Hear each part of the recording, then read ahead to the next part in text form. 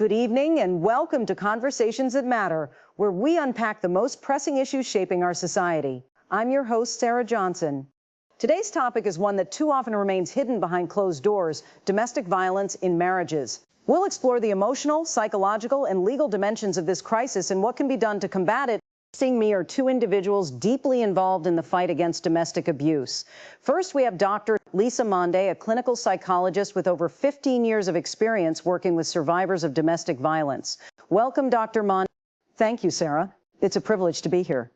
And also with us is Barrister Mark Bryan, a respected family law attorney who has represented countless clients in domestic abuse cases. Thank you for joining us, Mark. Thanks for having me, Sarah. It's an important discussion to be a part of. Dr. Monday, I'd like to start with you. How prevalent is domestic violence within marriages, and what does it typically look like? Domestic violence is alarmingly common.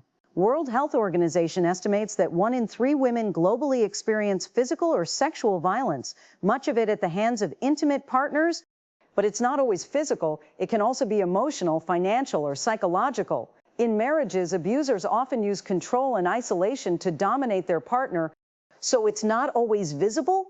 Exactly. A victim might look fine on the outside, but be suffering deeply from manipulation, threats, or constant criticism. These patterns can be just as damaging as physical assault, sometimes more so. Barrister Mark, from a legal standpoint, how equipped is the system to protect spouses in abusive marriages? Unfortunately, the legal system can be slow and intimidating. While there are protection orders, family courts, and shelters, many victims don't know their rights or fear retaliation. In some jurisdictions, even proving abuse, especially non-physical forms, can be very difficult. And what about male victims or those in same-sex marriages? Great question. Domestic violence doesn't discriminate, but many male or LGBTQ+ victims face stigma, disbelief, or a lack of resources tailored to their needs. The law is improving in inclusivity, but culturally, we still have a long way to go. Dr. Monday, people often ask, why don't they just leave? What keeps victims in these marriages? It's never that simple. Victims might fear for their lives, especially if children are involved. Some are financially dependent or have been emotionally broken down to believe they're worthless. Abusers often isolate their partners from friends and family, making escape feel impossible. Barrister Mark, does the legal system support victims in leaving safely?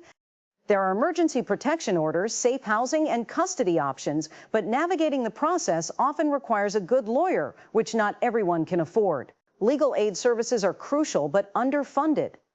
Let's talk about solutions. Dr. Monday, what are some effective support mechanisms for survivors? Therapy is vital, not just for trauma recovery, but to rebuild self-worth. Support groups, advocacy centers, and trauma-informed care and shelters also play a critical role. But survivors need long-term, stable support, not just emergency care. And legally, Mark, we need to streamline protective processes, train law enforcement in trauma response, and expand access to free legal services. Stronger enforcement of existing laws is also critical. As we wrap up, I'd like to ask each of you, what is the one message you want our audience to take away? Abuse thrives in silence. If you suspect someone is being abused or you are, speak up. Help is available, and no one deserves to live in fear. Know your rights. The law is not perfect, but it's there to protect you. No situation is hopeless, and there is a way out. Thank you both for your wisdom and your work. And to our listeners, if you or someone you know is experiencing domestic violence, don't wait. Reach out to a trusted organization or legal resource in your area. You've been listening to Social Discourse. I'm Sarah Johnson. Stay safe, stay informed, and keep talking. Feel free to follow, share, and comment your views, and we will appreciate your gestures. Thanks, and bye for now.